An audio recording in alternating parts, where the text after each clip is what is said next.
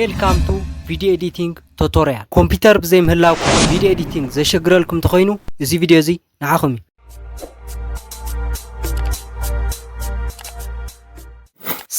ሰላም ክቡራት ቤተሰብ ነዚ ቻናል ሓደሽቲ ዝኾንኩም ድማ ሳብስክራይብ ብምጋር ቤተሰብ ኩኑ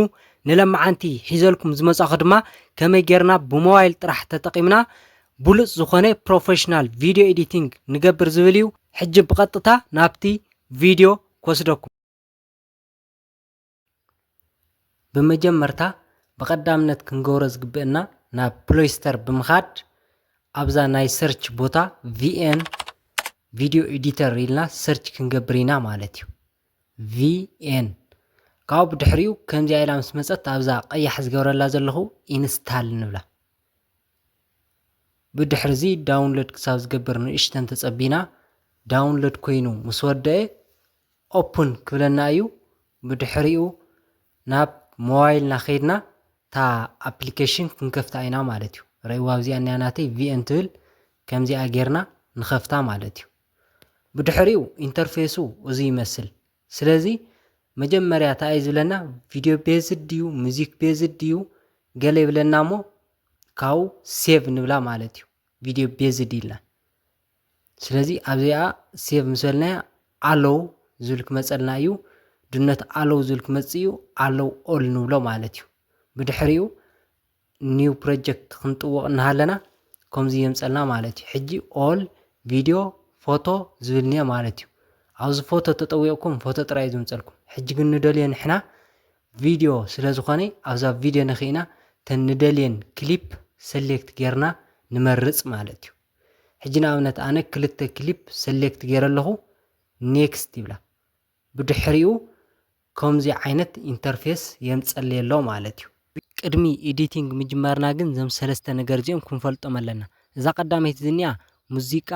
ሳውንድ ኢፌክት ወይ ከዓ ሪከርድ እንድሕደልና አባ ንኺና ክንኦት ንኽእል ማለት እዩ ተኻለይት ድማ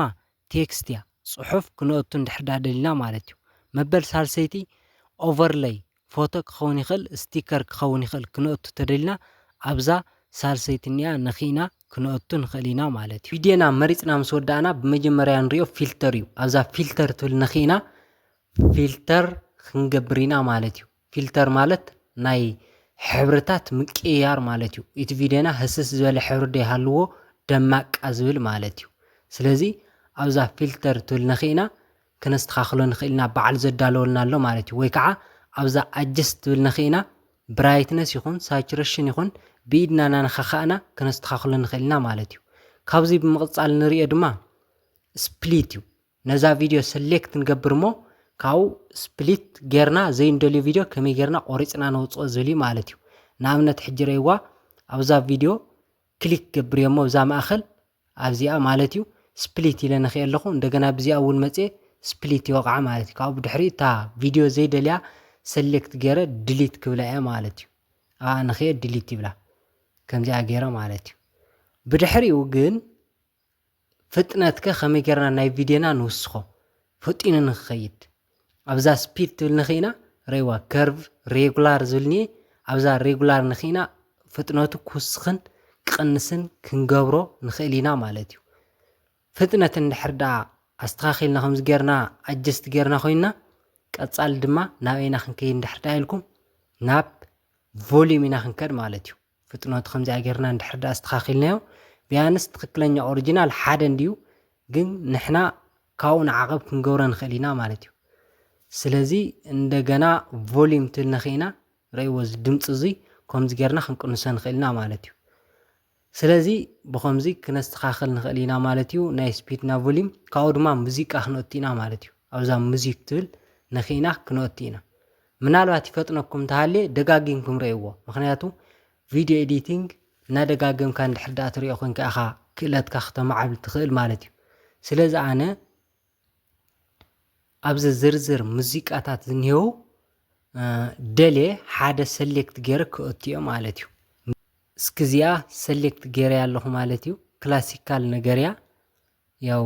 ሓቢርና ክንሪአይና ማለት እዩ እዚያ ሰሌክት ገይረ ራይት ኮቃዐ ማለት እዩ بدحريو اتا موزيقا تاي تمثل زل كنريعينا مالتيو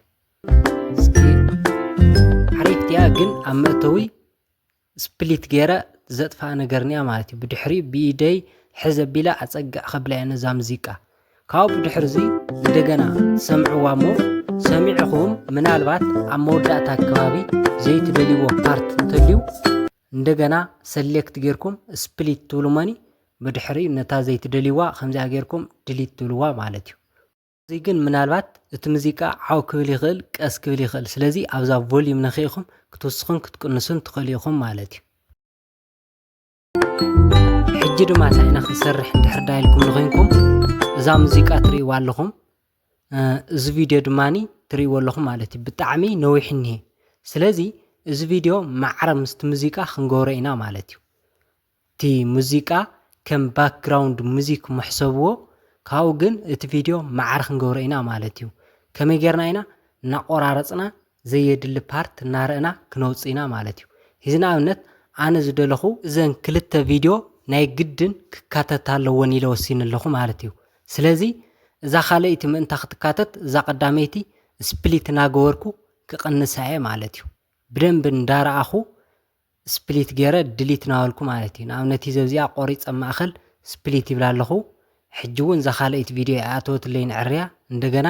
ስፕሊት ኢለ ክውስኸላ እየ ማለት እዩ እዚኣ እውን ድሊት ክብላ እየ ሕጂ እውን ንእሽተን እትው ኢላ ኣላ ብዝኾነ ግን ነታ ቀዳመይቲ መይሰ ንእሽተን ክቕንሰላ እየ ማለት እዩ ስፕሊት ናበልካ ማለት እዩ ካብኡ እታ ዘይተድሊ ፓርት ተውፅኣ ማለት እዩ ሕጂ ረእይዎ ተኻቲት ኣላ ተኻልአይቲ ቪድዮ ማለት እዩ ረእይዎ ስለዚ ነዛ ካልአይቲ እውን ማዕረ ምስታ ሙዚቃ ሰሌክት ገይረ እዛ ዘይተድሊ ፓርቲ ከውፅአ ማለት እዩ ብድሕሪ ከምዚኣ ገበራ ካብኡ መጨረሻ እኒአ ሲሉ ዘፅልእ ነገር እውን ድሊት ኢልኩም ትብልዎ ማለት እዩ ማዕረ ጌርኩም ተስተኻኽልዎ ካብኡ ብድሕሪኡ ከምዚ ጌርና ኣብዚ ማዕረ ጌርና ቆሪፅና ኣስተኻኺልና ኣለና ማለት እዩ ካብዚ ብምቕፃል ናብና ንኸይድ ንዝብል እዛ ቴክስት ትብል ንኽኢና ፅሑፍ ክንእቱ ኢና ማለት እዩ ኣብዚ ኣድ ሄዲንግ ኢልና ፅሑፍ ክንእቱ ኢና ማለት እዩ ምስቲ ቪድዮና ዝኸይድ ፅሑፍ ማለት እዩ ሕጂ ኣብዚ እንታይ ኢለ ክፅሕፍ እየ ንኣብነት ብሞባይልና ተጠቒምና ኢለ ክፅሕፍ እየ ማለት እዩ ብሞባይልና ተጠቒምና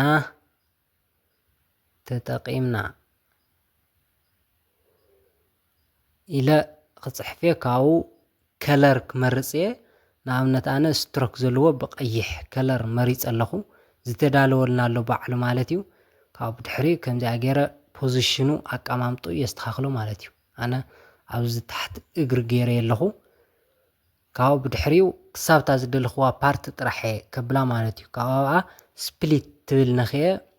ክቆርፃ ይኽእል እየ ማለት እዩ የሪኣ እሞ ክቆርፃ ይኽእል እየ ዘይተድልየኒ ፓርቲ ሃልያ ሕጂ ረይዋ ኣብዚ ኣብዛ መጨረሻ ስፕሊት ኢለ ከጥፋኣ ደልየ ኣለኹ ማለት እዩ ኣብኣ ስፕሊት ኢለ ይነክእ ሞኒ ብድሕሪኡ የጥፋኣ ማለት እዩ ነገር ግን ኣብዚ ያው ፅሑፍ ክንእቱ ንሃለና እንቅስቃሴ ክህልወ ክኽእል ኣለዎ እንቅስቃሴ ከመይ ጌርና ንፈጥር ንዝብል ኣብዛ ፅሑፍ ንጥዎ እሞ ካብኡ ሞሽን ትብል ነኽኢና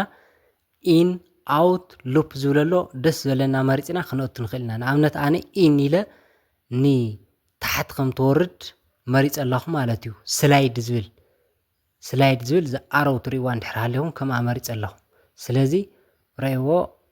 ብላዕሊ መፂኡ ይወርድ ኣሎ ማለት እዩ ብጣዕሚ ዝገርም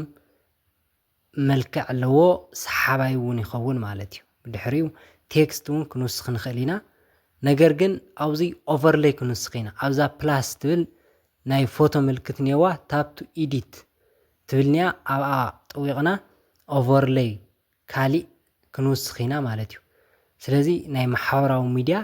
ዝመስል ወሲኽና ኣለና ማለት እዩ ኣብዚኣ ክንእቱ ኢና ከምዚኣ ጌርና ዝተኻኺልና ብኢድና ናሓዝና ማለት እዩ ምክንያቱ ብሞባይል ስለ ዝኾነ ነገር ግን እዚ እውን ሕጂ ከምቲ ናይ ዓንተዎ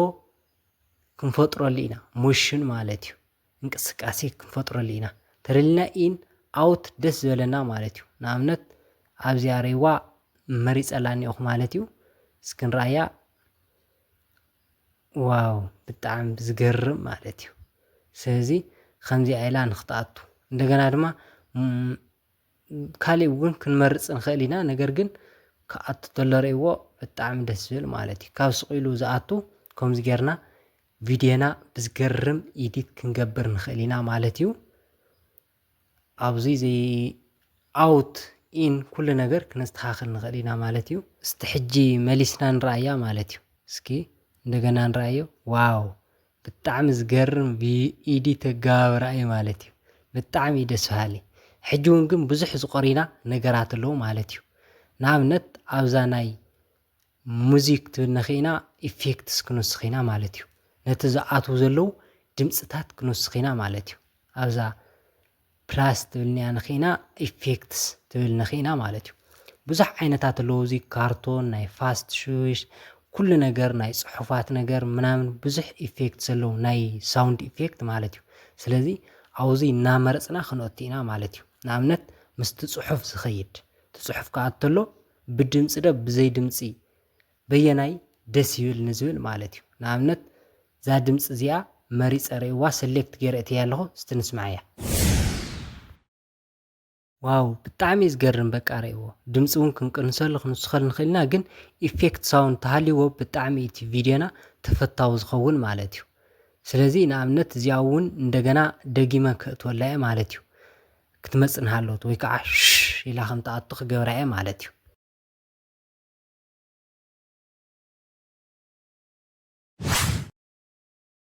ስለዚ ብጣዕሚ ዝገርም ኮይናላ ማለት እዩ አውዚ ድምጽ ክትቅንስ ክትውስኽ ትኽእሉ ኢኹም ያው ስለ ሳውንድ ኢፌክት አውዚ ወዲና ኣለና ማለት እዩ ሕጂ ናብ ኢና ክንሰግር እንድሕር ዳኢልኩም ኮይንኩም ናብ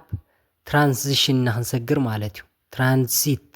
ክንገብር ኢና ማለት እዩ ወይ እቲ ቪድዮ ከኣት ተሎ ወይ ክወጽእ ተሎ ወይ ማእኸል ማለት እዩ ንኣብነት ሕጂ እቲ ቪድዮ ከኣት ተሎ ኣብዛ ፕላስ ኣይከን ነኺና ረይዎ بخمزي عينت بزح مارزتات لنا نعمنت أنا زيادة حيش صعدا نجر كوين خاطو ويكعا بسلايد ملكع أنا ياو كاب ما أخل نخجس ولا خجوري دس ولا كون جنوزي بزح مارز الله رأيوه كمزي النخوت صغيرة لهو ندجنا دما كافت حد فيديو نافت حد فيديو كساجا جرن هالوي حجونا وزا بلاس أيكن نخينا كنستخاخل نخيل مالتيو እና ሕጂ ረይዎ ከምዚ ገይረ እዚኣ ብዙሕ ደስ የበለትንን ወይ ክቕይራየ ወይ ከዓ እዛ ናይ ማእኸል ትራንዚሽን ንራእያ ሕጂ እዚኣ ማለት እዩ ካብቲ ሓደ ናብቲ ሓደ ክሰጋገር ተሎ ብከምዚ ዓይነት ካብኡ ስፒዱ ክንቀንሶ ክንውስኸ ንኽእልና ወይ ቀሲሉ ወይ ፈጢኑ ንክቕየር ክንገብሮ ንኽእልና ብዛ ታሕትንያ ንኽእና ማለት እዩ ትራንዚሽን ጌርና ወዲና እንድሕር ዳ ኮይና ሕጂ ዝቐረየና ቪድዮና سيف مغاري سلازي ازاناي داونلود تلعلنيا ارو طويقنا ياو اكسبورت خنغبرينا مالتيو ابا انطوغا بدحريو ابزي ريزوليوشن كمرصنايو 1080 كم دستانا خنغبر نخلينا فريم ريتون 24 30 60 نابليو ياو كمناي موبايل عقمي استخاخلنا اكسبورت نبلا مالتيو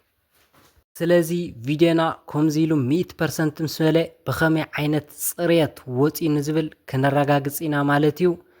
ያው ናብ ጋላሪ ኸይድና እቲ ቪድዮ ክንሪኦ ኢና ማለት እዩ ሕጂ ብሞባይል ተጠቂምና ንዝተፈላለዩ ማሕበራዊ ሚድያ ንቲክቶክ ፌስቡክ ዩቲዩብ ኮታስ ንዝደለናዮ ዓይነት ፕላትፎርም እዚ ሕጂ ኤዲት ዝገበርናዮ ቪድዮ ነዚ ይመስል ማለት እዩ እዚ ቪድዮ እዚ ጠቃሚ ኮይኑ እንድሕር ዳርኺኩሞ ላይክ شير سبسكرايب مغار ايترسعو بخالي فيديو كساب نراخب صنحو بسلام سسنايو نعاكم